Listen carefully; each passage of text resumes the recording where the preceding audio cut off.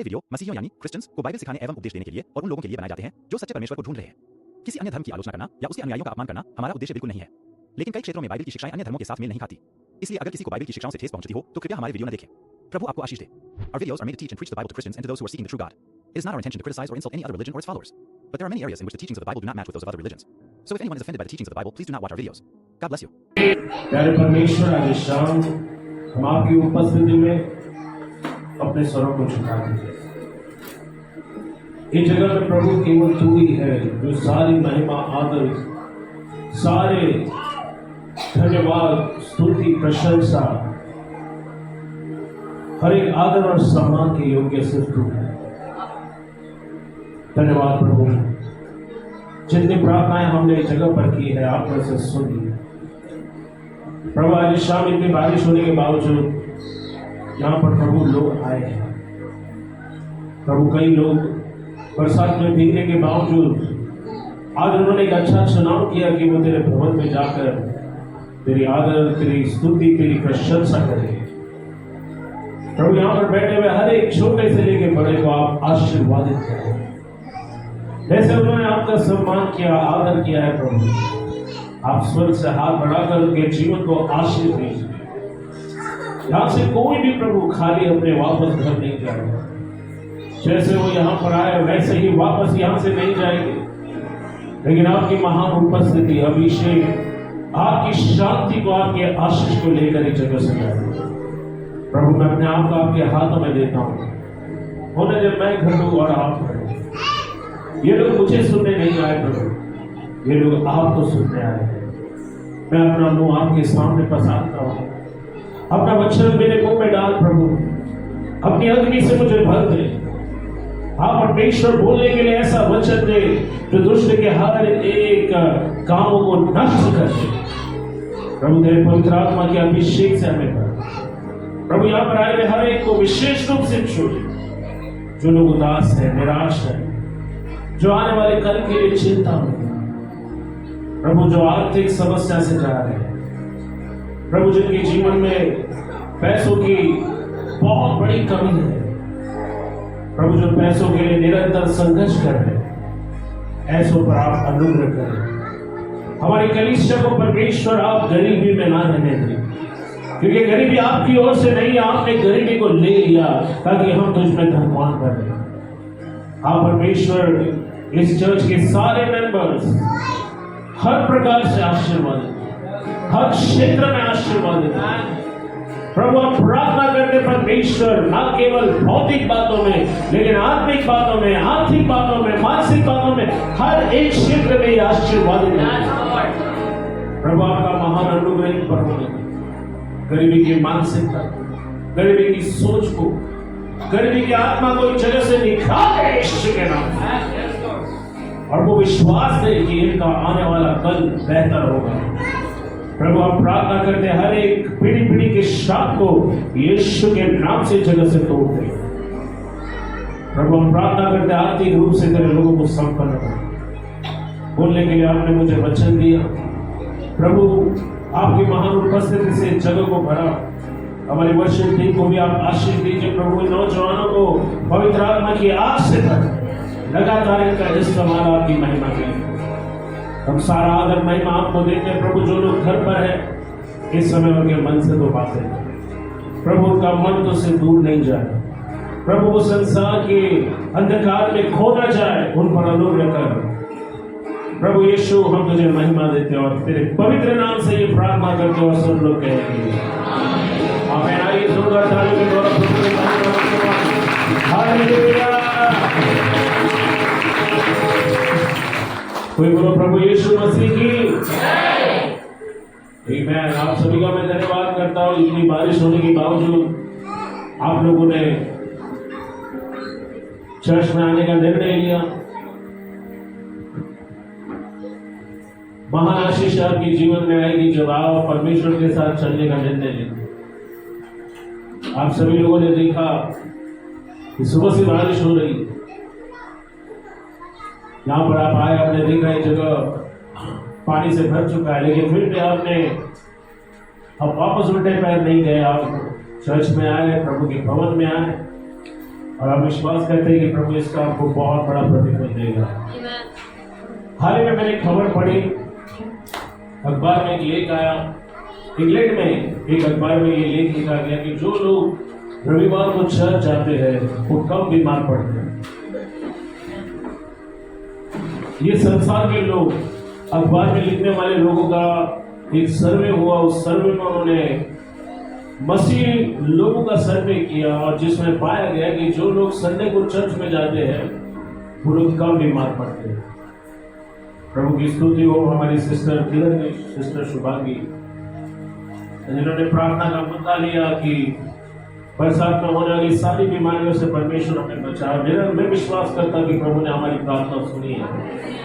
Okay, बरसात में हर जगह नमी होती है, घर में भी आप देखो हर जगह पानी पानी हो गया है, मुंबई पानी पानी हो चुका है।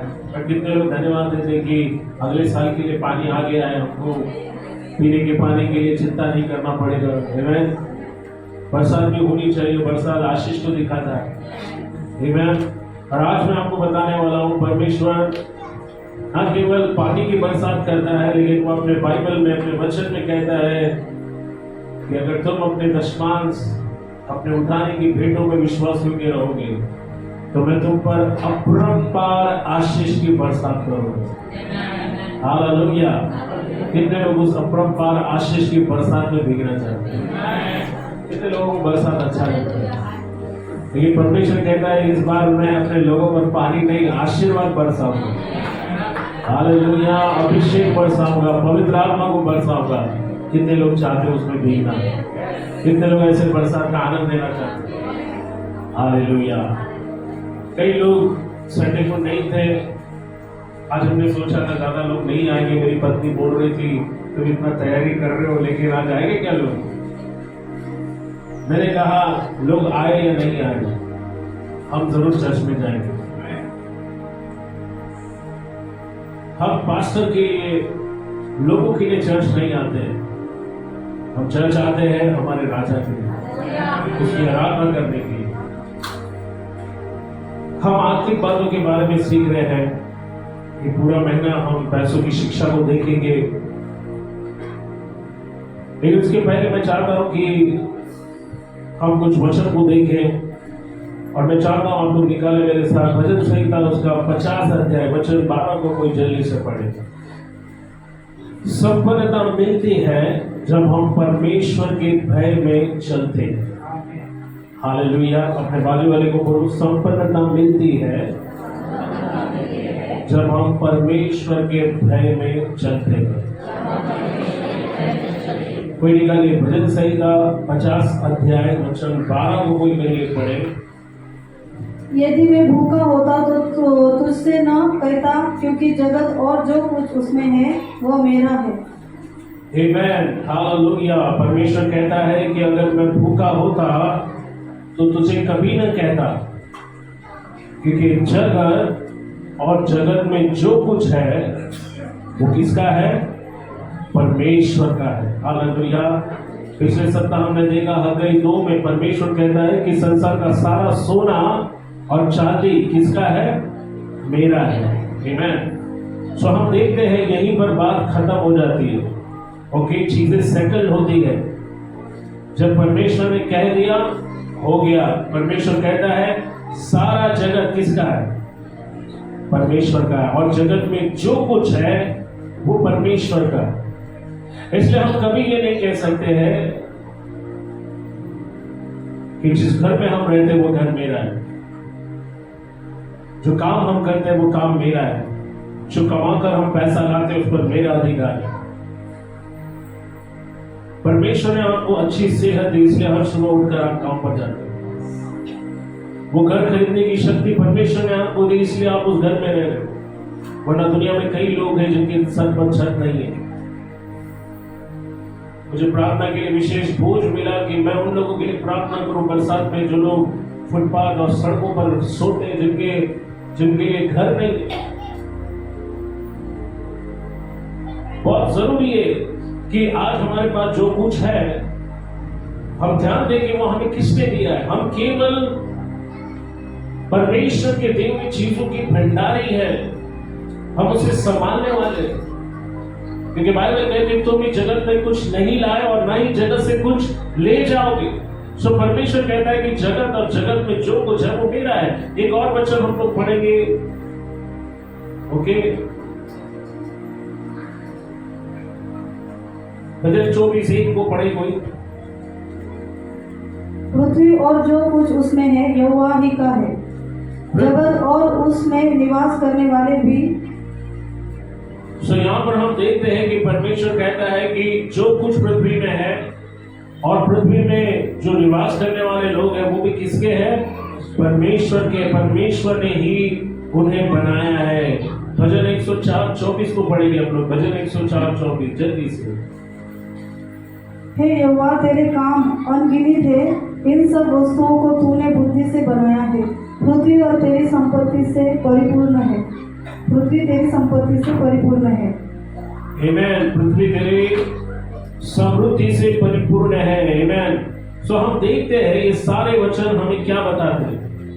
ओके, लेवी व्यवस्था उसका 27 अध्याय वचन 30 कहता है कि जो भी पृथ्वी है उसके सारे दशमांशों को प्रभु के भंडार में लेकर आओ। कोई पढ़ो, लेवी व्यवस्था 27 अध्याय उसका 26 से 30 तक हम लोग पढ़ेंगे।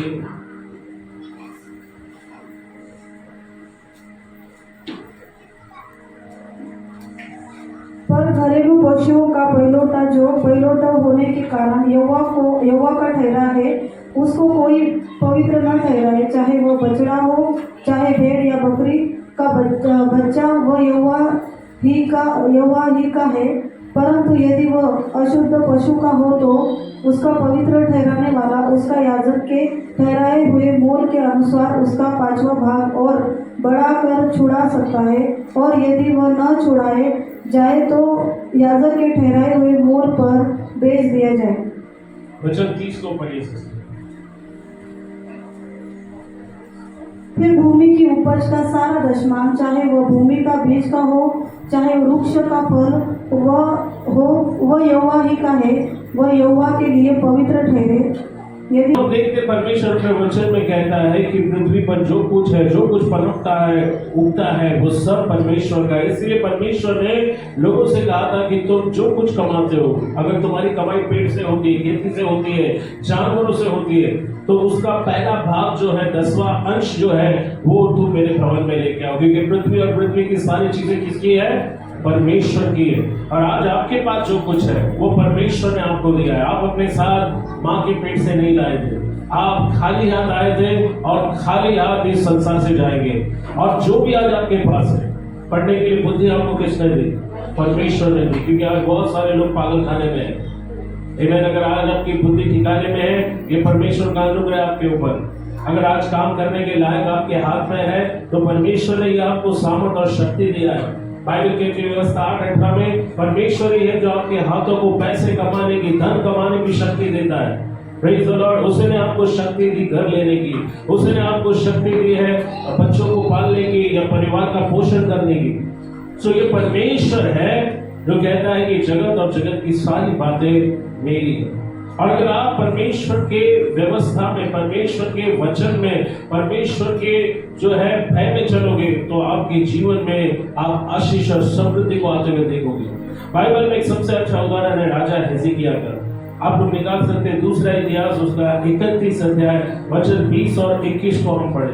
यहाँ पर राजा हिजकिय्याह ने क्यों संपन्नता और समृद्धि हासिल की, इसके बारे में हमें कुछ बताया गया है। जल्दी से कोई पढ़े दूसरा इतिहास 31 अध्याय 20 और 21 वचन। 2 Chronicles chapter 31 and verse 20 and 21। परमेश्वर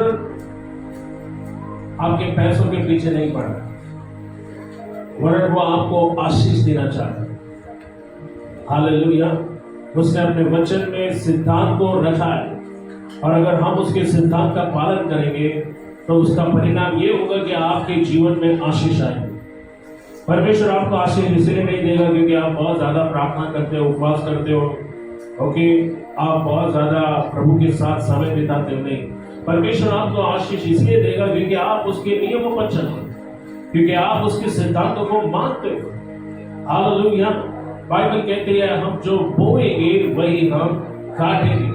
अगर आप परमेश्वर की आज्ञा के विरुद्ध निरंतर चलते हो तो आप आशीर्वाद पाने की अपेक्षा मत करो। हालेलुया। परमेश्वर जो कहता है अगर आप उसे मानने के लिए तैयार नहीं हो तो आप ये अपेक्षा मत करो कि परमेश्वर आपके जीवन में आशीष देगा। अगर आप धार्मिकता को बोएंगे तो धार्मिकता का फल आशीर्वाद के रूप में आपको मिलेगा। अगर आप परमेश्वर की आज्ञाओं में चलोगे तो उसका परिणाम आपके जीवन में शांति आएगी। आप अपने आप को बहुत सारे टेंशन से बचा पाओगे। सुनो, यहाँ पर बाइबल में एक राजा था जिसका नाम था हिजकिय्याह, और हिजकिय्याह परमेश्वर के भय में चलता था। पढ़ो वचन को सिस्टर, 31 अध्याय 20 और 21 वचन। सारे यहूदा में भी हिजकिय्याह ने ऐसा ही प्रबंध किया, और जो कुछ उसके परमेश्वर यहोवा की दृष्टि में भला और ठीक और सच्चाई का था उसे वह करता था। जो जो काम उसने परमेश्वर के भवन की उपासना और व्यवस्था और आज्ञा के विषय अपने परमेश्वर की खोज में किया, वह उसने अपना सारा मन लगाकर किया और उसमें सफल भी हुआ। अब देखिए, सब कुछ आपके हृदय से शुरू होना चाहिए, क्योंकि अगर आपके हृदय से आप कुछ भी परमेश्वर के लिए नहीं करते हो तो परमेश्वर उसे कभी ग्रहण नहीं करते। यहाँ बाइबल हिजकिय्याह के बारे में बताती है कि उसने अपना मन परमेश्वर के भवन में लगा, परमेश्वर की बातों में लगा।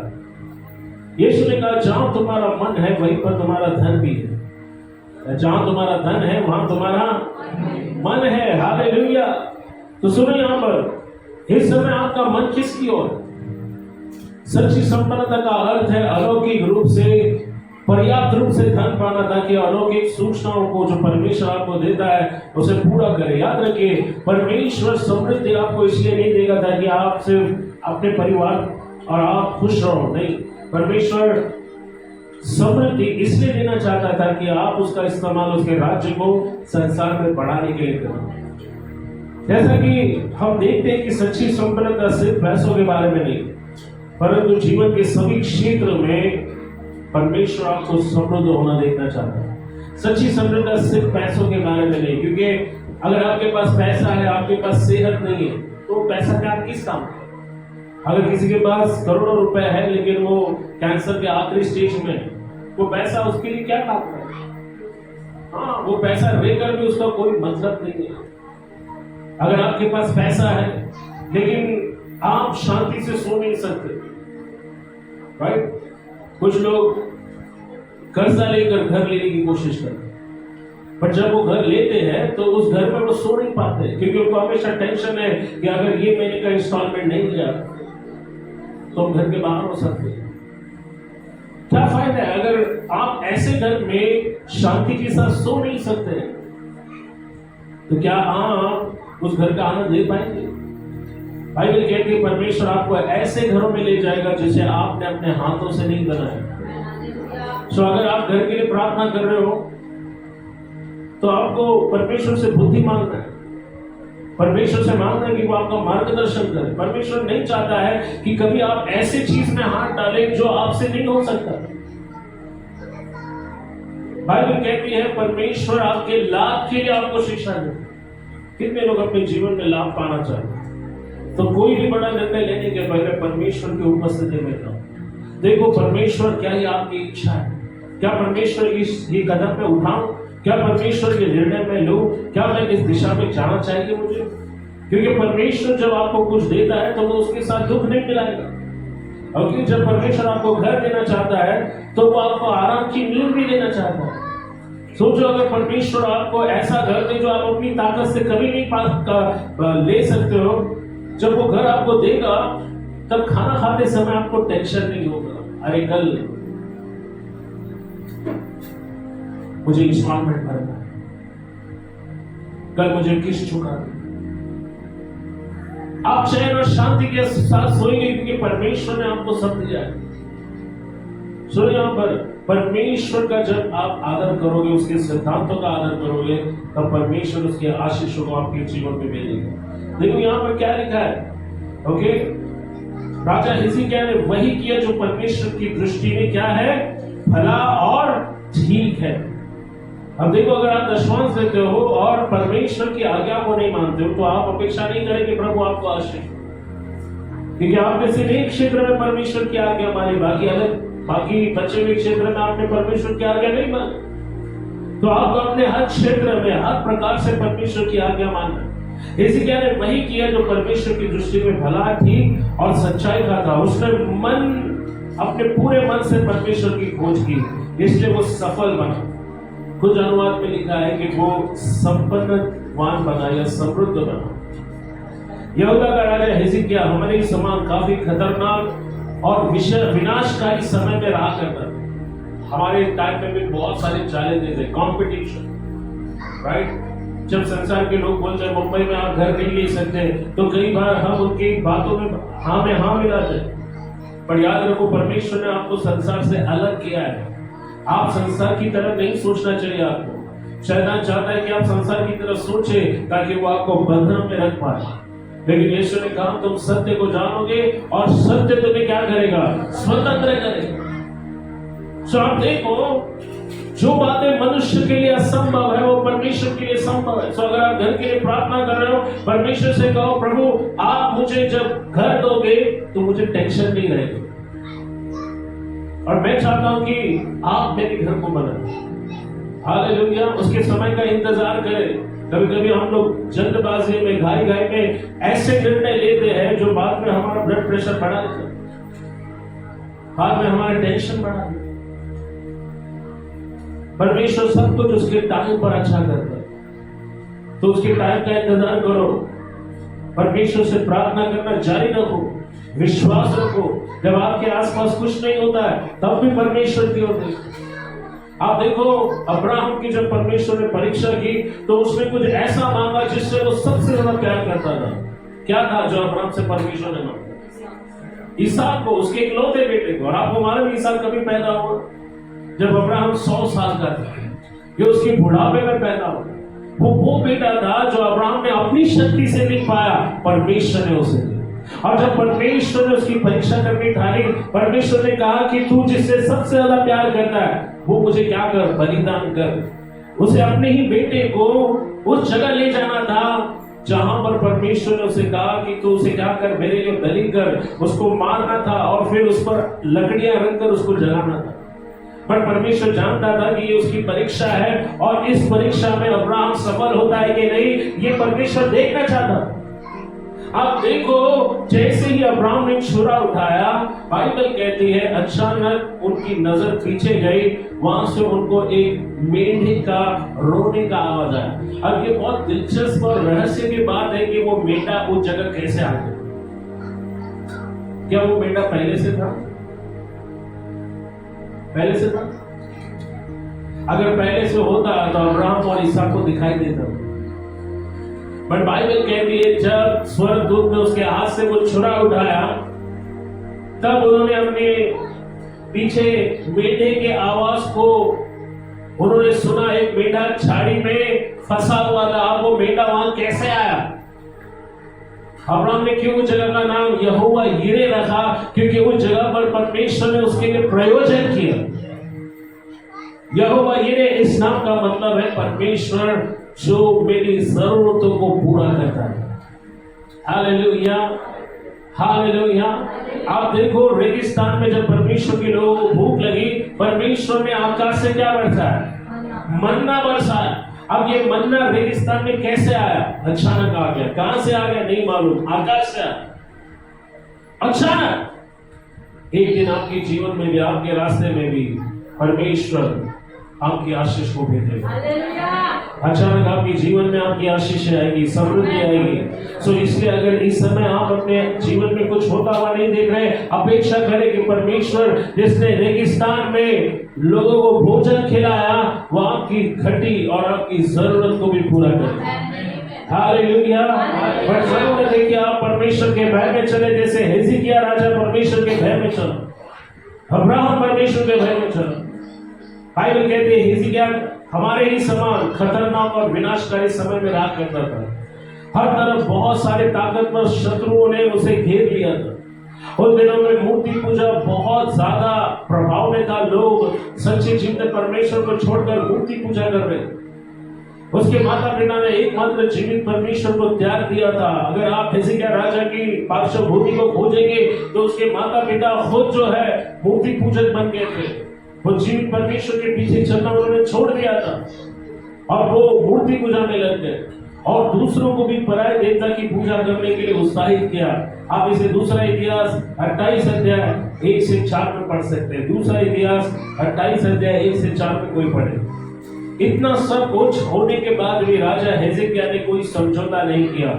उसने अपना पूरा दिल एकमात्र जीवित परमेश्वर की सेवा करने के लिए उसने लगाया। सुनो, यहाँ पर कई बार विश्वासी लोग चर्च में आते हैं, बहुत सी प्रार्थना करने के बाद, उपवास करने के बाद जब कुछ होता नहीं है तो वो परमेश्वर से निराश हो जाते हैं, वो विश्वास से बहक जाते हैं, शैतान के झूठ को स्वीकार कर लेते हैं और आसानी से शैतान उनको धोखा दे पाता है। जैसे उसने बाइबल में इस्राएलियों के साथ किया। उन्होंने जीवित परमेश्वर के साथ चलना छोड़ दिया और हिजकिय्याह माता पिता उनमें से एक थे। पढ़े दूसरा इतिहास 28 अध्याय 1 से 4 में। जब आहाज राज्य करने लगा राज्य करने लगा तब वो 20 वर्ष का था और 16 वर्ष तक यरूशलेम में राज्य करता रहा। हाँ। उसने अपने मूल पुरुष दाऊद के समान काम नहीं किया। हाँ। जो यहोवा की दृष्टि में ठीक था। जो यहोवा की दृष्टि में क्या था, वो काम उसने किया क्या नहीं किया। ये आहाज कौन है? आहाज जो है हिजकिय्याह राजा का पिता है और वो उसका पिता कब राजा बना? जब वो 20 साल का था। और बाइबल कहती है उसने वो किया जो परमेश्वर की दृष्टि में गलत है। हिजकिय्याह के बारे में हम पढ़ते हैं, उसने वो किया जो परमेश्वर की दृष्टि में ठीक है। हालेलुया। देखो, बाप और बेटे में कितना जमीन आसमान का फर्क है। और आप देखो, पढ़ो वचन 4 तक पढ़ना। परंतु वो इजराइल के राजाओं की सी चाल चला और बाल देवताओं की मूर्तियों डलवा कर बनाई और हिन्नों के बेटे की तराई में धूप जलाया और उन जातियों के घिनौने कामों के अनुसार जिन्हें यहोवा ने इजराइलियों के सामने से देश में निकाल दिया था, अपने बच्चों को आग में हो कर दिया। ऊंचे स्थानों पर और पहाड़ियों पर और सब हरे वृक्षों के नीचे वह बलि चढ़ाया और धूप जलाया करता था। सुनो, जब लोग परमेश्वर की सच्चाई से बहक कर ऐसे ऐसे काम करने लगते जो परमेश्वर की दृष्टि में बुरा है, तो परिणाम क्या मालूम है? पीढ़ी पीढ़ी गरीबी में चली जाती। हमारे बाप दादा परमेश्वर को नहीं जानते थे, हमने भी जीवित परमेश्वर को नहीं जाना। गरीबी परिणाम है क्योंकि हमारे बाप दादाओं ने दुष्ट आत्माओं को बलि चढ़ाई। हमारे बाप दादाओं ने, हमारे पूर्वजों ने दुष्ट आत्माओं के साथ करार किया और इसकी वजह से पीढ़ी की पीढ़ी गरीबी में आ गई। ओके, आप देखो, गरीबी श्राप है और ये श्राप टूटता है जब आप यीशु मसीह पर विश्वास करने लगते हो, जब आप उसे अपना उद्धारकर्ता स्वीकार करते हो। ओके, आप देखो, पीढ़ियां गरीबी में चली जाती, एक पीढ़ी गरीबी में जाती है, उसके बाद दूसरी पीढ़ी गरीबी में जाती है। लोग उस घर में, उस पीढ़ी में पढ़ाई लिखाई करते हैं, बहुत सी मेहनत करते हैं, लेकिन फिर भी वो जीवन में उभर नहीं पाते, जीवन में वो ऊंचा नहीं उठ पाते हैं। उनके आगे, उनके पीछे से दूसरे लोग आगे चले जाते हैं, लेकिन वो आज तक जहां है वहीं पर है। आप सोचो, यहाँ पर गरीबी का एक मुख्य कारण है परमेश्वर की दृष्टि में वो करना जो परमेश्वर की दृष्टि में बुरा है। और राजा हिजकिय्याह के माता पिता वैसे ही थे, लेकिन हिजकिय्याह ने कोई समझौता नहीं किया। उसने अपने पूरे दिल से एकमात्र जीवित परमेश्वर की सेवा करने का चुनाव किया। उसने पूरे यहूदा राज्य में जीवित परमेश्वर की आराधना के आदेश दिए। उसने सुधार का काम किया, मंदिर का पुनर्निर्माण किया, लोगों से कहा कि वो फिर से व्यवस्था की पुस्तक को पढ़े। उसने याजकों को नियुक्त किया और हर जगह याजकों ने जाकर प्रभु का वचन यहूदा में जो है प्रचार करना शुरू किया। और यही कारण था कि बुरे समय में राजा हिजकिय्याह न केवल बचा रहा परंतु फूलने फलने लगा, उन्नति करने लगा। हालेलुया। क्या कारण था हिजकिय्याह राजा उन्नति करने लगा? क्योंकि उसने वो किया जो परमेश्वर की दृष्टि में सही है। सुनो, आज आपके घर में शायद आपके माता पिता प्रभु को नहीं जानते, पति आपका प्रभु को नहीं जानता, आपके बच्चे प्रभु को नहीं जानते। उनके से काम मत करो। मैं कई बार विश्वासियों को बोलता हूँ, लोगों के रीति रिवाजों से दूर रहो। जिस दिन आपने यीशु मसीह के नाम का बपतिस्मा लिया, आप पुराने जीवन के रीति रिवाजों के लिए, परंपराओं के लिए मर गए। उन रीति रिवाजों को निभाने के लिए आगे आगे मत भागो। लोगों को मत बताओ कि तुम्हारा पुराना जीवन कैसा था। आप उस पुराने जीवन के लिए मर चुके। और अगर आप वो करते हो जो परमेश्वर की दृष्टि में गलत है, तो आप समृद्धि की अपेक्षा मत कीजिए। आपके जीवन में मुसीबतें आएंगी, तकलीफें आएंगी। नीति वचन 10:22 कहता है, धन यहोवा की आशीष से मिलता है और वो उसमें कभी दुख नहीं मिलाता है। कम ऑन बोलो, परमेश्वर की ओर से धन मिलता है और वो उसमें दुख नहीं मिलाता है। इसका मतलब आज दुनिया में कई लोग हैं जो धनवान हैं, बट उनके पास टेंशन भी बहुत है। हालेलुया। आज उनको कई सारे सिर दर्द से जाना पड़ता है, रात में वो सो नहीं पाते, परिवार को टाइम नहीं दे पाते। आप देखो, इस धन कमाने के चक्कर में वो पत्नी और बच्चों से दूर हो जाते हैं। उनके खुद के उनके मित्र उनके दुश्मन बन जाते हैं। परंतु बाइबल कहती है जब परमेश्वर आपको आशीष देता है तो उसमें वो दुख नहीं मिलाता। आप उस आशीष का आनंद लोगे। आमीन, हालेलुया। जो कुछ आपका मन करता है खाने का, परमेश्वर को बोलो, परमेश्वर आज मुझे ये खाने का मन कर रहा है, परमेश्वर आपको देगा। आप उसे एंजॉय करोगे। हालेलुया। आज मुझे ये ब्रेकफास्ट में खाना है, प्रभु ये मेरी इच्छा है। यस, क्योंकि आप परमेश्वर के भय में चल रहे हो। परमेश्वर आपके सारे मनोरथों को पूरा करेगा। हालेलुया। सिर्फ खुद के लिए आशीष मत मांगो। कहो, परमेश्वर मैं अपने परिवार के लिए आशीष बनना चाहता हूँ, चर्च के लिए आशीष बनना चाहता हूँ, मैं दूसरे लोगों के लिए आशीष बनना चाहता हूँ, मैं आशीष का एक चैनल बनना चाहता हूँ। मेरे द्वारा तेरी आशीष दूसरे तक पहुंचे। हालेलुया। परमेश्वर ने अब्राहम से यही कहा, मैं तुझे आशीष नहीं दूंगा, मैं तुझे आशीष बनाऊंगा। हालेलुया। सोचो, आपके रिश्तेदार जो पहले कभी आप पर ताना मारते थे क्योंकि आपने प्रभु को स्वीकार किया, लेकिन जब उनकी आंखों के सामने प्रभु आपको आशीष देता जाएगा, बढ़ाता जाएगा, आपको घर देगा, आपकी हर एक जरूरतों को पूरा करेगा, तब यही विश्वासी लोग, यही अविश्वासी लोग आकर कहेंगे कि तुम्हारा प्रभु बहुत महान है। आमीन। थोड़ा सा हमको भी दे दो। हालेलुया। क्या आप चाहते हैं ऐसा जीवन परमेश्वर आपको दे? सो संपन्नता मिलती है परमेश्वर के भय में चलने से। संपन्नता मिलती है जब हम अपने दान और दशमांश को परमेश्वर के भवन में लाते हैं। जैसा आपने शुरू में देखा, परमेश्वर कहता है जगत और जगत में जो कुछ है वो किसका है? मेरा है। दशमांश देना बाइबल में सिखाया गया। दशमांश देना परमेश्वर के लोगों के लिए प्राचीन समय से चला आने वाला एक रिवाज नहीं है, लेकिन ये प्राचीन समय से चले आने वाला कर्तव्य है जिसे परमेश्वर के लोग निभाते हैं। जो परमेश्वर को अपनी कमाई का, धन संपत्ति का 10वां भाग देते, धन्यवाद और आराधना के रूप में। ऐसा मत सोचो कि आराधना सिर्फ होठों का फल परमेश्वर को देना है। आप जब अपने दशमांश को लाते हैं, आप अपने अर्पण को लाते हैं, ये भी आराधना का एक हिस्सा है। इस प्रकार से वो स्वीकार करते हैं कि परमेश्वर ही जीवन की हर परिस्थिति का नियंत्रक है। वही जीवन के आशीषों को देने वाला एकमात्र जरिया है। आमीन, हालेलुया, प्रेज गॉड। परमेश्वर आपकी पढ़ाई लिखाई के लिए आपको आशीष दे, लेकिन सिर्फ पढ़ाई लिखाई नहीं, लेकिन परमेश्वर का अनुग्रह भी आपको जीवन में बहुत जिसकी जरूरत है। बिना परमेश्वर के अनुग्रह के लिए आपके पास भले आप सबसे क्वालिफाइड व्यक्ति हो सकते हो, लेकिन आप कभी जीवन में सफल नहीं होंगे। परमेश्वर का अनुग्रह है जो आपको जीवन में ऊंचे स्तर पर ले जाता है। सो उत्पत्ति 14 अध्याय 20 वचन में हम देखते हो, कोई पढ़े उत्पत्ति 14 अध्याय वचन 20।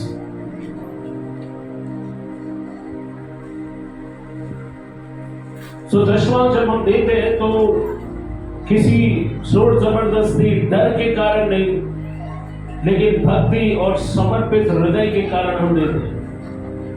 उत्पत्ति 14 अध्याय जेनेसिस 40 वर्स 20 पढ़ो। और धन्य है परम प्रधान ईश्वर जिसने तेरे द्रोहियों को तेरे वश में कर दिया है। तब अब्राहम ने उसको सब वस्तुओं का दशमांश दिया। अब देखो, जब अब्राहम अपने भतीजे लूत को छुड़ाने के लिए गया, तब उसने उस समय 10 राजाओं को पराजित किया, उन्हें लूटा और उनको लूट कर जो लूट का सामान वो अपने लोगों के साथ लेकर आ रहा था, तो उस समय अचानक उसकी मुलाकात एक रहस्यमय व्यक्ति से होती है जिसका नाम है मेल्कीसेदेक। सभी लोग जोर से बोलो मेल्कीसेदेक। मेल्कीसेदेक यीशु मसीह का एक प्रकार है, क्योंकि वो कहां से आया, उसका शुरुआत, उसका अंत क्या है, आज तक किसी को नहीं मालूम। मेल्कीसेदेक जो है वो अचानक अब्राहम को मार्ग में मिलता है, और मेल्कीसेदेक परम प्रधान परमेश्वर का याजक है। बाइबल उसे याजक के रूप में कहता है, और बाइबल कहती है कि अब्राहम ने जब उसे देखा तो उसने अपनी लूट का 10वां हिस्सा उसे दिया। अब देखो, कई लोग बोलते हैं कि दशमांश देना पुराने नियम का एक नियम है, लेकिन यहाँ हम देखते हैं कि अब्राहम ने जब 10वां हिस्सा दिया तो उस समय नियम अस्तित्व में नहीं था। अब्राहम ने अपनी खुशी से 10वां हिस्सा मेल्कीसेदेक को दिया। आप देखो 28 अध्याय 22 में उसका आप परिणाम देखते हो। उत्पत्ति 28 अध्याय 22 वचन।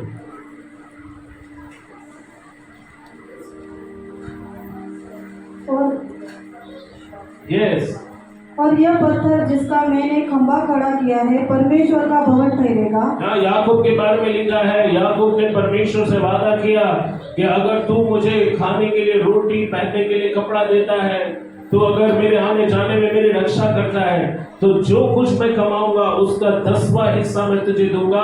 और ये पत्थर जो मैंने खड़ा किया, ये तेरे और मेरे बीच में क्या है, साक्ष्य है। हालेलुया। याकूब ने वाचा बांधी परमेश्वर से, और आपको मालूम है जब याकूब का अगर आप इतिहास पढ़ोगे तो याकूब वो व्यक्ति है जिसको परमेश्वर ने बहुत आशीष दी। हालेलुया। वो अपने मामा के घर गया, वहां पर उसने अपने भविष्य की पत्नी से मुलाकात हुई। बाइबल कहती है उसने जो है अपने मामा की 2 बेटियों के साथ शादी की, एक नहीं दो। ओके, राहेल उसमें से एक थे। और हम देखते हैं कि याकूब को 12 संतानें हुई, और ये 12 संतानें इजराइल की 12 घराने बन गए। और उस 12 घराने में से एक घराना यहूदा का है, जिसमें से यीशु मसीह इजराइल में आए। हालेलुया। आप देखो, याकूब बहुत ही आशीर्वादित हुआ, धनवान हुआ, क्योंकि उसने परमेश्वर से वादा किया था कि जो कुछ मैं कमाऊंगा उसका 10वां मैं तुझे दूंगा। हालेलुया। तो 10वां देना जो है वो बाइबल में एक रिवाज नहीं है, लेकिन एक कर्तव्य समझा जाता है। कुछ लोगों को धन दौलत विरासत में मिलती है। हालेलुया। कुछ लोगों को धन संपत्ति प्राप्त होती है, ओके, परमेश्वर के अनुग्रह से। परमेश्वर आप पर अनुग्रह करेगा जब आप उसका सम्मान करोगे। हालेलुया। यहाँ हम देखते हैं कि कई बार बाइबल में आदेश दिया गया था कि भूमि की सारी उपज, ओके, चाहे फिर वो पेड़ से हो, खेती से हो, जानवरों से हो, उसका पहला भाग यानी 10वां हिस्सा जो है वो परमेश्वर को देना है। अभी इन दिनों हम लोग शहर में रहते हैं, हमें से ज्यादातर लोग नौकरी करते हैं, और जो कुछ हमारे हाथों में आता है, जो भी कमाई हम करते हैं, उसका 10वां हिस्सा जो है हमें परमेश्वर को देना है। बाकी 90% जो है वो आपका है, उस पर आपका अधिकार है, लेकिन 10वां जो भाग है परमेश्वर कहता है वो मेरा है, उसको छूना मत। ओके, जब हम परमेश्वर के भाग को छूते हैं, हम परमेश्वर की दृष्टि में लुटेरे बनते हैं, और परमेश्वर लुटेरों को आशीष नहीं दे सकता, परमेश्वर चोरों को आशीष नहीं दे सकता। जब परमेश्वर ने ये दुनिया बनाई तब उसने आदम को बनाया। आदम और हव्वा को परमेश्वर ने बहुत ही सुंदर बगीचे में रखा। परमेश्वर ने कहा तुम इस बगीचे के सभी पेड़ के फल को खा सकते हो, सिर्फ एक पेड़ है जिसको तुम हाथ मत लगाना, उसको छूना नहीं। वो कौन सा पेड़ था? वो अच्छे और बुरे का ज्ञान देने वाला फल का पेड़ था। परमेश्वर ने कहा ये जो पेड़ है उसका फल तुम्हें खाने की इजाजत नहीं है, जिस दिन तुम उसे खाओगे तो मर जाओगे। और यही हम चीज देखते हैं कि उत्पत्ति में वो भला और बुरे का ज्ञान देने वाला जो पेड़ है, वो हम कह सकते हैं कि वो जगह पर दशवांश को दिखाता। ओके, तुम 90% के साथ कुछ भी कर सकते हो, लेकिन जो 10वां प्रतिशत है परमेश्वर कहता वो मेरा, और जिस दिन तुम उस पर हाथ लगाओगे तुम मर जाओगे। यानी तुम खुद को समृद्धि में ले जाने के बजाय तुम खुद को गरीबी में, तुम खुद को श्राप में ले जाओ। सुनो यहाँ पर, जब हम परमेश्वर का आदर करते हैं देने के द्वारा, तब परमेश्वर हमारे जीवन में महान आशीष को भेजता है। हालेलुया। दशमांश देने की शुरुआती बिंदु है और अब यहीं से देना शुरू करते हैं। अब सुनो यहाँ पर, अगर आप इस चर्च में आते हो तो आप अपना दशमांश डिवाइड मत करो, अपना दशमांश अलग अलग हिस्सों में मत बांटो। कुछ लोग टीवी पर प्रचारकों को सुनते हैं और टीवी के प्रचारक कहते हैं कि आप आशीष पाना चाहते तो हमारी सेवकाई में अपना बीज बोइए। तो हम क्या करते हैं, 10वां जो हिस्सा है उसका तीसरा या चौथा भाग हम वो टीवी के प्रचारकों को देते। ओके, लेकिन जब आप बीमार गिरते हैं तो क्या टीवी का प्रचारक आता है?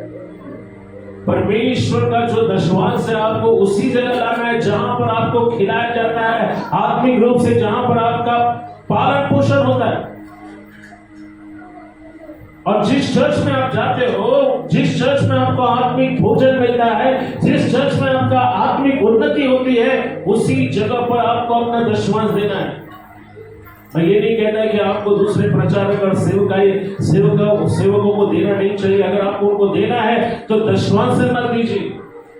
जो 90% बचा है उसमें से अगर आप उनको बीज देना चाहते तो आप बीज दे सकते हैं, लेकिन दशमांश उसी जगह पर जाना चाहिए जहां पर आपको आत्मिक रूप से खिलाया जाता है। अगर आप होटल हयात में खाना खाने के लिए जाते हैं, बहुत बड़ा होटल है, आप ताजमहल में जाकर पैसा नहीं बचा सकते। समझ रहे आप लोग? जिस होटल में आप खाते हो उसी जगह पर बिल भी आपको चुकाना पड़ेगा। तो जिस चर्च में आपको आत्मिक रूप से आत्मिक भोजन मिलता है, ओके, दशमांश भी उसी जगह देना चाहिए। परमेश्वर कहता है वो मेरा भंडार है, अपने दशमांशों को मेरे भवन में लाओ। अब दशमांश क्यों देना चाहिए? एक सबसे जरूरी भाग में हम आ चुके। मैं चाहता हूं आप लोग निकालो मलाकी उसका 3 अध्याय 10 से 12 वचन हम लोग पढ़े।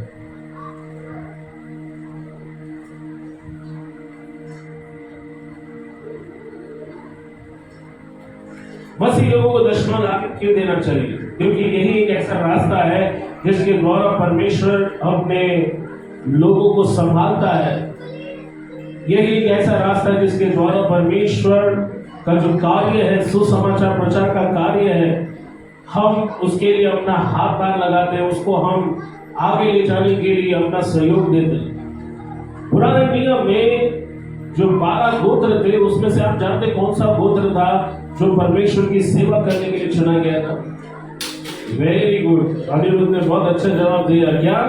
लेवी का घराना।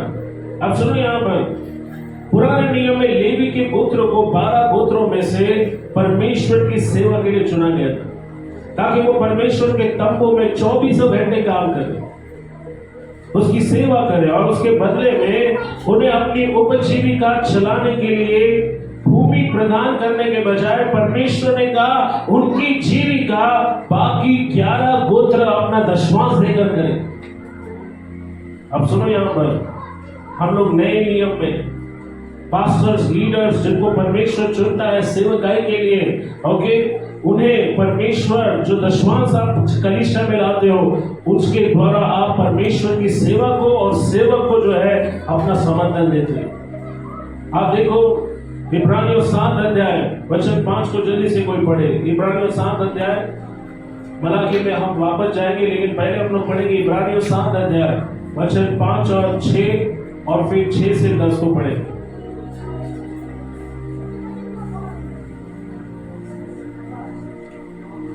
इब्रानियों 7 अध्याय 5। लेवी की संतान में से जो याजक का पद पाते हैं, लेवी की संतानों में जो याजक का पद पाते हैं, उन्हें आज्ञा मिली है कि लोगों अर्थात अपने भाइयों से, चाहे वे अब्राहम की देह से क्यों ना जन्मे हो, व्यवस्था के अनुसार 10वां अंश ले। किसको अधिकार है अपने भाइयों से 10वां अंश लेने का? लेवियों को। जब आप अपना 10वां लाते हो, ओके, पास्टर परमेश्वर का, वो परमेश्वर की द्वारा भेजा गया वो व्यक्ति है जिसके हाथों में आप अपना 10वां लाते हो, और परमेश्वर ने उनको अधिकार दिया है कि वो आपको आशीष दे। लेवियों को परमेश्वर ने अधिकार दिया है कि वो आपको आशीष दे। लेवी उन्हें 10वां देने का अधिकार था। वचन 6 से 10 को पढ़िए। पर इसने जो उनकी वंशावली में का भी न था, अब्राहम से 10वां अंश लिया और जिसे प्रतिज्ञाएं मिली थी उसे आशीष दी। उसमें संदेह नहीं कि छोटा बड़े से आशीष पाता है। और यहाँ तो मरनहार मनुष्य 10वां अंश लेते हैं, पर वह भी लेता है जिसकी गवाही दी जाती है कि वह जीवित है। तो हम यह भी कह सकते हैं कि लेवी ने भी तो जो 10वां अंश लेता है, अब्राहम के द्वारा 10वां अंश दिया, क्योंकि जिस समय मैं उसे पिता से भेंट की, उस समय वह अपने पिता की देह में था। हाँ सुनो, यहाँ पर लेवी कहाँ था? लेवी याजक तो आया भी नहीं था। लेवी का घराना उनका कोई नाम और निशान नहीं था। जब अब्राहम ने मलकीसेदेक को दशवांश दिया, उस समय लेवी कहाँ थे? बाइबल कहते वो अब्राहम के शरीर में थे, देह में थे। हालेलुया। उदाहरण के लिए मेरे दोनों बेटे इमैनुअल और एलाइजा, वो कहाँ थे? वो मेरी देह में थे, लेकिन जब वो पैदा हुए वो बाहर आए। लेवी अब्राहम के बच्चे समझे जाते हैं, लेकिन जब अब्राहम ने उनको दशवांश दिया, किसे? मलकीसेदेक को दशवांश दिया, बाइबल कहती लेवी लोगों ने उसमें होकर मलकीसेदेक को दशवांश दिया। आप जब दशवांश देते हैं, स्वर्ग में वो रिकॉर्ड होता है। हालेलुया। स्वर्ग में क्या होता है? हाँ, इसलिए जब आप दशवांश देते हो तो अपना पैसा पॉकेट में डालकर उसको मत डालो, उसमें प्रार्थना करो। चर्च में आने के पहले अपने लिफाफे पे प्रार्थना करो, प्रभु ये महीने का दशवांश, धन्यवाद आपने पूरा महीना संभाला, काम करने की शक्ति दी, खाने के लिए रोटी दी, हम पर कोई विपत्ति आने नहीं दिया। पूरा परिवार साथ में मिलकर उस लिफाफे पर हाथ रखकर प्रार्थना करना है और उसके बाद उसको परमेश्वर के दास के आगे रखना है, तब आपके जीवन में आशीष और उन्नति आएगी। अब मलाकी उसका 3 अध्याय 10 से 12 वचन हम पढ़े। क्यों हम दशवांश हमको देना चाहिए? सारे दशवांश भंडार में ले आओ। परमेश्वर कहता है सारे दशवांश मेरे भंडार में लाओ। हम दशवांश देने के फायदों को देखेंगे। ये कि मेरे भवन में भोज वस्तु रहे। हाँ, कि मेरे भवन में क्या रहे? भोज वस्तु, भोजन रहे। भोजन, सभी लोग बोलो भोजन। अब परमेश्वर लोगों से कहता है अपने दशवांश, अपने उठाने की भेंटें, अपने अर्पणों को मेरे भवन में लाओ, ताकि मेरे भवन में क्या रहे? क्या? क्यों अपना दशवांश, क्यों अपने उठाने की भेंटें, अर्पण मेरे भवन में लाओ, ताकि मेरे भवन में क्या हो? राजे जरा जोर से बोलना। भोजन। अब भोजन कौन खाने वाला है? परमेश्वर खाने वाला है। उसको भूख लगता है क्या? तो फिर क्यों बोलता है परमेश्वर मलाकी में कि अपने दशवांश मेरे भवन में लाओ, ताकि मेरे भवन में भोजन वस्तु रहे? तो भोजन किसके लिए? परमेश्वर के लिए, मनुष्य के लिए। कौन सा मनुष्य? जो परमेश्वर की सेवा करता है। हालेलुया। ताकि मेरे भवन में भोजन वस्तु रहे। आप जो वचन में आपको दे रहा हूं, ये आपके आत्मा के लिए भोजन है। हालेलुया। यीशु ने कहा जो वचन मैंने तुमसे कहा वो आत्मा और जीवन है। मनुष्य केवल रोटी से नहीं, लेकिन परमेश्वर के मुख से निकले हुए हर वचन से क्या होगा? जीवित रहेगा। ओके, तो आपकी आत्मा के लिए भोजन क्या है? परमेश्वर का वचन। कितने लोग वचन को सुन रहे हैं? मैं देख रहा हूँ वचन चालू है, लेकिन कई लोगों का ध्यान इधर उधर है, राइट? और जो लोग ध्यान नहीं दे रहे हैं वो आशीष को खोने वाले हैं। आपका कोई उपयोग नहीं हुआ इतने बरसात में अगर आप यहाँ आए हैं, लेकिन आपका ध्यान कहीं और है। तो परमेश्वर कहता है अपने दशवांश भेंटों को मेरे भवन में लाओ, ताकि मेरे भवन में क्या रहे? भोजन रहे। हाँ, आगे। सेनाओं का यहोवा का यह कहता है, सेनाओं का यहोवा यूं कहता है, ऐसा करके मुझे क्या करो? परखो। देखो, परमेश्वर इजाजत देता आप में से हर एक को कि तुम्हारा दशवांश परमेश्वर के भवन में लाओ और परमेश्वर को परख कर देखो। ये अच्छा मौका है हम लोगों को परमेश्वर को परखने का, कि परमेश्वर ने जो अपने वचन में कहा है वो सच है या नहीं। जब से मैंने होश संभाला, कमाने के लायक बना, मैंने कोशिश की कि हर महीने में परमेश्वर का आदर करूं, दशवांश देकर। मैं आपको बोलना चाहता हूं, मुंबई जैसे शहर में कम से कम वेतन में हम सबसे बढ़िया जीवन जी रहे, और परमेश्वर एक के बाद एक चमत्कार कर रहा है हमारे लाइफ में। हम दूसरों के लिए आशीष बन रहे हैं। ओके, और मुझे नहीं मालूम परमेश्वर कैसे ये कर रहा है, लेकिन उसने कई सालों से हमें संभाला है, क्योंकि हमने निर्णय लिया है कि हम परमेश्वर का आदर करेंगे अपने दशमांश को देकर। सुने, यहाँ पर परमेश्वर कहता है ऐसा करके मुझे परखो। जब आप अपना दशमांश लाते हो, आपको मौका मिलता है कि परमेश्वर को आप परखे, जो उसने अपने वचन में कहा है वैसा वो आपके साथ करता है। अगर आप अपने जीवन में परमेश्वर के वादे को पूरा होता हुआ देखना चाहते हैं तो दशमांश देकर उसे परखो। आगे देखो क्या लिखा है कि मैं आकाश के झरोखे तुम्हारे लिए खोल, मैं आकाश के झरोखे, झरोखे किसको बोलते हैं मालूम है? खिड़कियों को दूसरा शब्द क्या है? झरोखे। इंग्लिश में लिखा विंडोज ऑफ हेवन। तो मैं स्वर्ग के खिड़कियां खोलूंगा। Hallelujah, praise the Lord. कितने लोग चाहते हैं कि स्वर्ग की खिड़कियां आपके ऊपर खोले? Hallelujah, praise the Lord. जब खिड़की खुलेगी तो क्या होगी? आशीष की बरसात होगी। देखो परमेश्वर क्या कहता है, तुम्हारे ऊपर अपरंपार आशीष की वर्षा करता हूँ कि नहीं। 3 बातें होंगी आपके साथ, 3 बातें। नंबर 1, परमेश्वर आकाश के झरोखों को खोलेगा।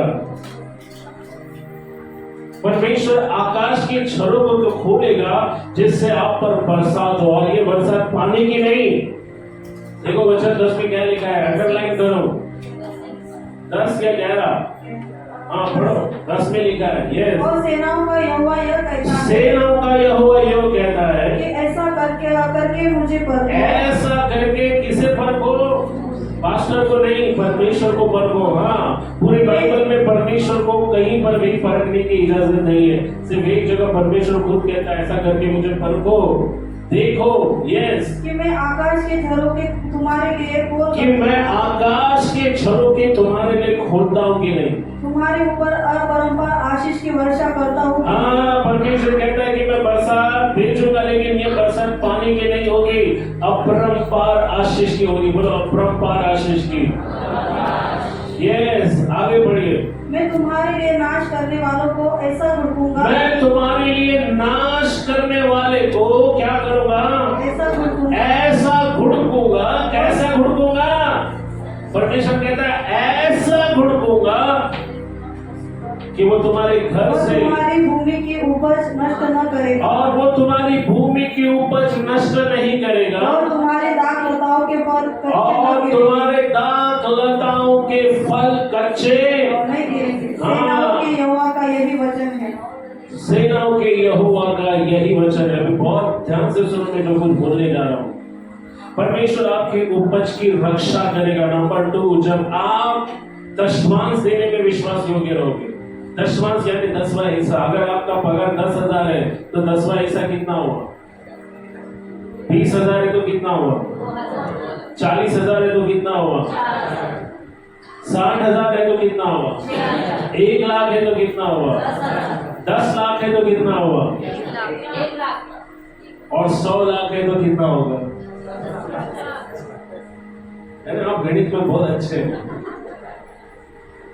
हर महीने परमेश्वर देखता है कि आप अपने देने में विश्वास योग्य है या नहीं। जब हम दशमांश देते तो नंबर 1, परमेश्वर आपके जीवन पर आशीष के झरोखे खोलेगा। नंबर 2, वो आपके उपज की यानी आपके पैसों की रक्षा करेगा, और वो नाश करने वालों को, नाश करने वाला कौन है? यहाँ पर सुनो, यहाँ पर नाश करने वाला शैतान है, नाश करने वाला दुष्टात्मा है, जो आपको बीमार गिराता है। जब आप पैसे कमाते हो, आपका पैसा दवाई के पीछे जाता है, एक्सरे के पीछे जाता है, आपका पैसा जो है वो सिटी स्कैन के पीछे जाता है, डॉक्टर तगड़ी फीस लेता है, पास्टर यहाँ पर आता है, फ्री में प्रार्थना करते आप चंगे हो जाते हो।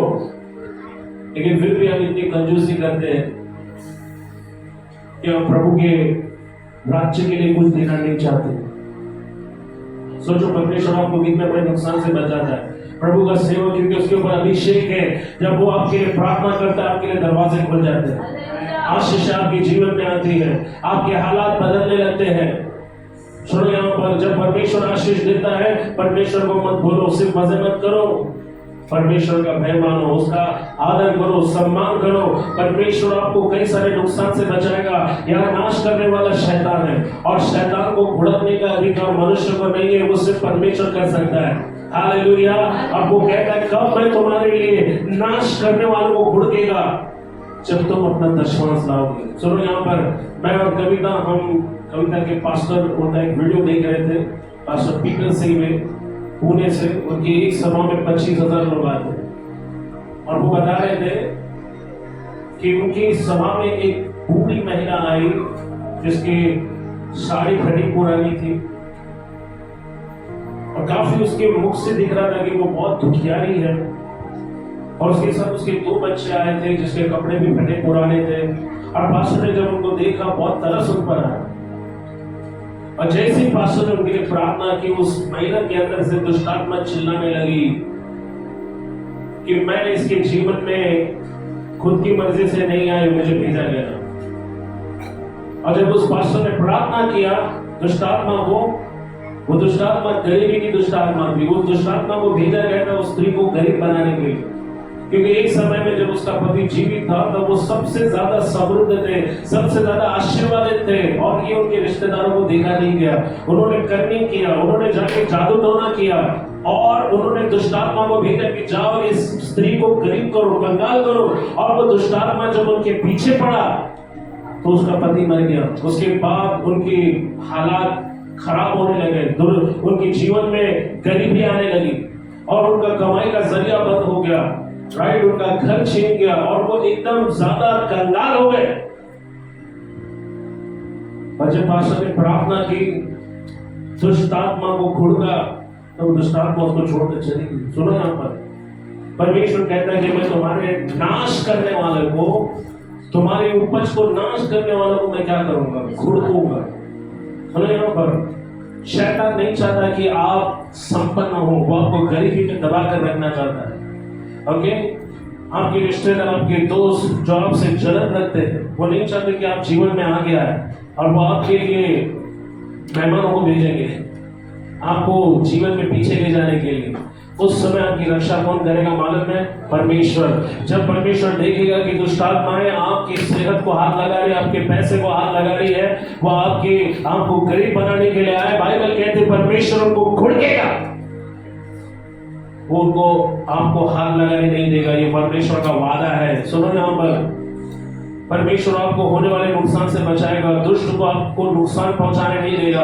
यानी अगर दुष्ट आप पर हमला करने की कोशिश भी करता है तो उसका कोई असर आपके ऊपर नहीं होगा,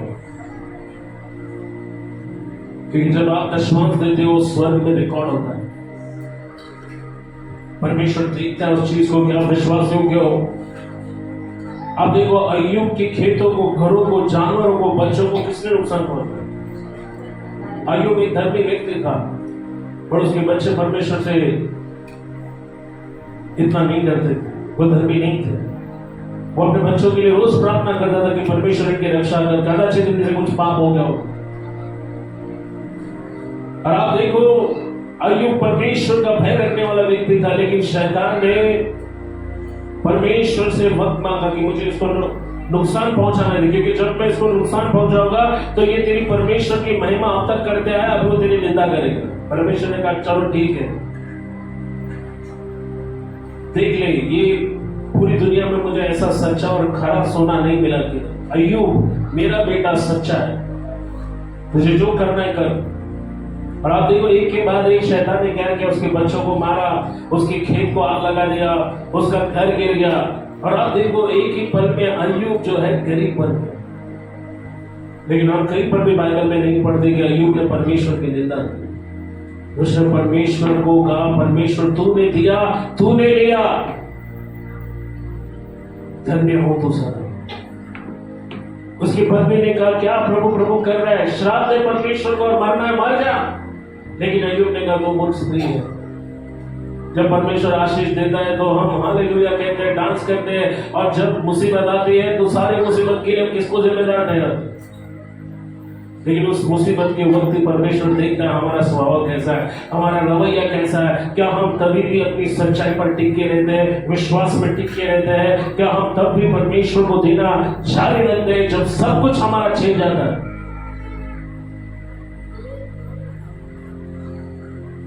अय्यूब ने वही किया। अय्यूब अपनी खराई पर बना रहा, और बाइबल कहती परमेश्वर ने जितना शैतान ने उसका लूटा था उसका दुगना परमेश्वर ने उसे दिया। कितना दिया? डबल। कितना दिया? कितने लोग दुगना आशीष पाना चाहते हैं? परमेश्वर से विश्वास योग्य रहे। आपको मालूम नहीं, अचानक आपके लिए परमेश्वर प्रयोजन को भेजेगा, क्योंकि वो यहोवा गिरे है। आमीन, हालेलुया। दशमांश देना आपको उन्नति और आशीर्वाद की ओर ले जाता है। जो परमेश्वर का है उसे कभी भी हाथ मत लगाओ। दशमांश आपका नहीं है। अगर आप दशमांश को हाथ लगाते हो तो आप परमेश्वर की दृष्टि में लुटेरे हो, आप परमेश्वर की दृष्टि में चोर है, और परमेश्वर चोरों को और लुटेरे को आशीष नहीं दे सकता। मैंने अपने सारे लीडर्स को बोला है, जब भी तुम दशमांश दोगे अपना एनवलप पे नाम लिखो, क्योंकि मैं अपने साथ ऐसे लोगों को काम पे नहीं रखना चाहता जो लोग लुटेरे हैं, चोर हैं, जो विश्वास योग्य नहीं है। कई लोग हैं जो चर्च में आते हैं सालों से, लेकिन दशमांश देने में विश्वास नहीं रखते। परमेश्वर को आपका पैसा नहीं चाहिए, उल्टा वो आपको आशीष देना चाहता है। वो कहता है ऐसा करके मुझे परखो।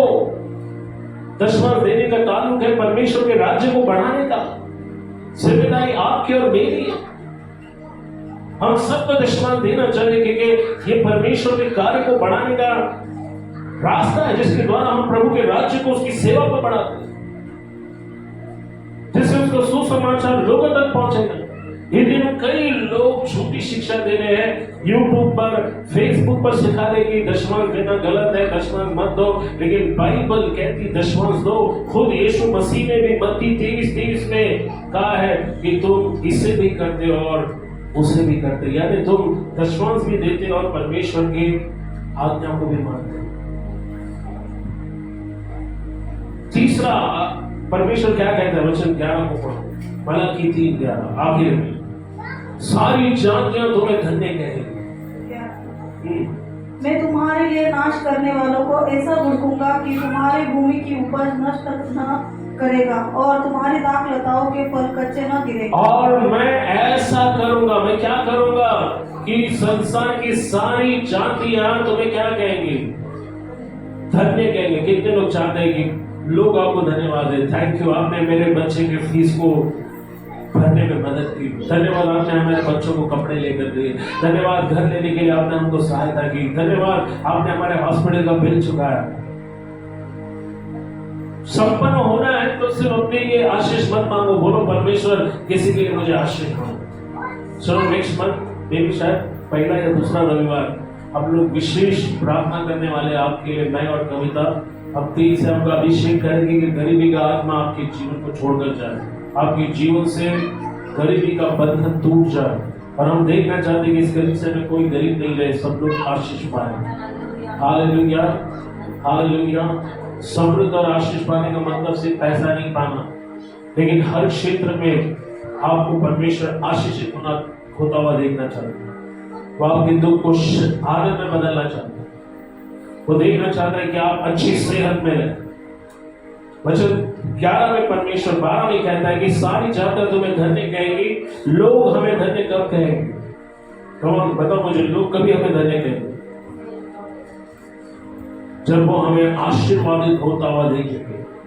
आप देखो, नओमी अपने दोनों बेटों के साथ बेथलेहम छोड़कर मोआब देश में। अब देखो, वो एक जिस जगह परमेश्वर आशीष देने वाला था, उस जगह को छोड़कर वो ऐसी जगह पे गई जहां पर जाने के बाद उसके पति और दोनों बेटे मर गए। और जब वो मोआब से वापस आई तो सिर्फ एक ही बहू उसके साथ आई थी। मालूम है उस बहू का नाम क्या? हाँ, जरा जोर से बोलिए, क्या नाम था? रूथ। रूथ के पास भी मौका था कि वो भी अपनी देवरानी की तरह जो है वापस अपने जाति में जाए, दूसरी शादी करे, खुश रहे। बट रूथ ने एक अच्छा चुनाव किया। उसने अपनी सास से कहा, जहां तू मरेगी वहां मैं मरूंगी। तेरा परमेश्वर मेरा परमेश्वर, तेरे लोग मेरे लोग। और रूथ अपनी सास को छोड़ने के लिए तैयार नहीं थी। और फिर नओमी अपने बहू के साथ जब बेथलेहम आए तो लोगों ने उससे कहा, क्या ये नओमी है? देखो उसका चेहरा कितना बदल गया, झुर्रियां है, टेंशन है, पूरा चेहरा काला पड़ गया है। जब लोगों ने नवमी का अभिवादन किया, नवमी कैसी हो तुम, उन्होंने कहा, उसने कहा मुझे नवमी नहीं मारा बुलाओ। मारा यानी कड़वापन, क्योंकि नवमी के जीवन में उसके पति, उसके 2 बच्चे बच चुके थे, उसके पास कोई सहारा नहीं था।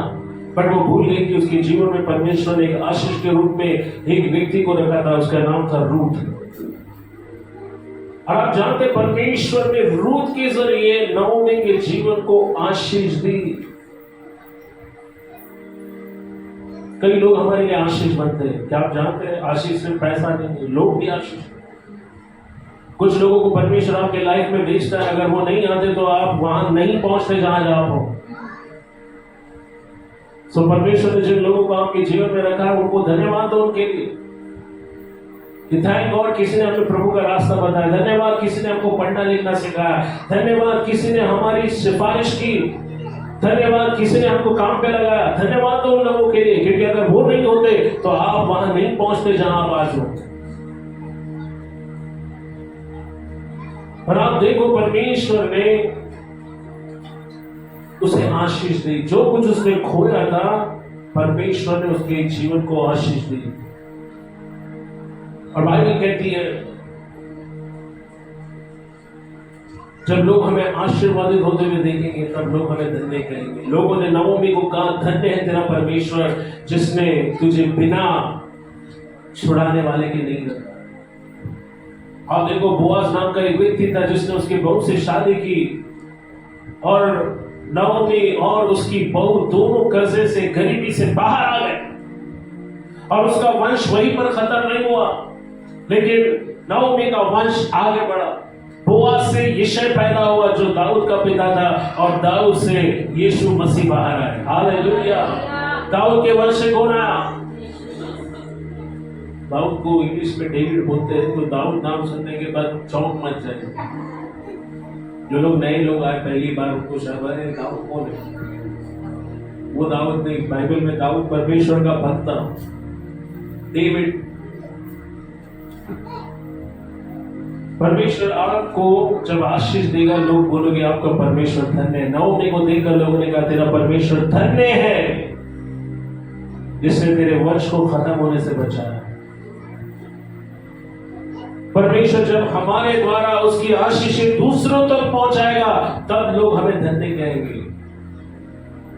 तो सिर्फ आशीष मत मांगो, दूसरों के लिए आशीष मांगो। जब हम दशमांश और दान अर्पण देते हैं, परमेश्वर के राज्य को हम मजबूत बनाते हैं, उसे इस संसार में फैलाने में मदद करते हैं। लोग कहते हैं चर्च में जाने कर लोगों को पैसा मिलता है, नहीं, चर्च में हमको पैसा देना पड़ता है भाई। अविश्वासी लोग बोलते हैं कितना पैसा मिला नहीं, चर्च गया, बोलो इधर आओ तुमको। चर्च में पैसा नहीं मिलता, चर्च में पैसा देना पड़ता है। मिला क्या तुम लोगों को फ्री में? नहीं मिलता। नीति वचन 11 लास्ट वचन 24-25 में कहता है कि जो उदारता के साथ देते हैं उनकी बढ़ती होगी, उन्नति होगी, लेकिन जो कम देता है उसकी घटी होती है। उदार प्राणी हष्ट पुष्ट होगा, आपकी उदारता आपको संपन्नता में ले जाएगी। नीति वचन 11, 24 और 25। ऐसे है जो छितरा देते हैं तो भी उनकी बढ़ती होती है। छितराना यानी फैलाना, देते रहना, उड़ाना। ओके, जैसा एक खेती में किसान जब बीज बोता है तो वो बीजों को क्या करता है? छितराता है, फैलाता है, ऐसा ऐसा ऐसा ऐसा। तो जो लोग देते हैं खुले हाथों से, बाइबल कहते हैं उनको कभी कम नहीं पड़ेगा। जो दूसरों को देते उनको कम नहीं पड़ेगा। यस, तो प्रभु को देते उनको कम नहीं पड़ेगा। हाँ, और ऐसे भी है जो अर्थात से कम देते हैं और इससे उनकी घटती होती है। उदार प्राणी रष्ट-पुष्ट हो जाता है और जो दूसरों की खेती सींचता है उसकी भी सींची जाएगी। हाँ, जो दूसरों की खेती सींचता है उसकी भी खेती, यानी आज अगर आप किसी के काम आएंगे तो कल दूसरे भी आपके काम आएंगे। आज अगर आपने किसी की मदद की तो कल दूसरे आपकी मदद करेंगे। परमेश्वर आपको असहाय नहीं छोड़ेगा। कम ऑन बोलो, परमेश्वर मुझे असहाय नहीं छोड़ेगा। हालेलुया। बाइबल कहती है ऐसे भी है जो यथार्थ से कम देते हैं, फिर भी उनको कमी हमेशा कमी पड़ी रहती है, क्योंकि वो दिल खोल कर नहीं देते। एक और वचन है कि हम पढ़ेंगे भजन संहिता 51 12 और 13, 51 अध्याय 12 और 13। ओके, यहाँ पर दाऊद कहता है कि हे परमेश्वर अपनी उदार आत्मा से मुझे क्या कर।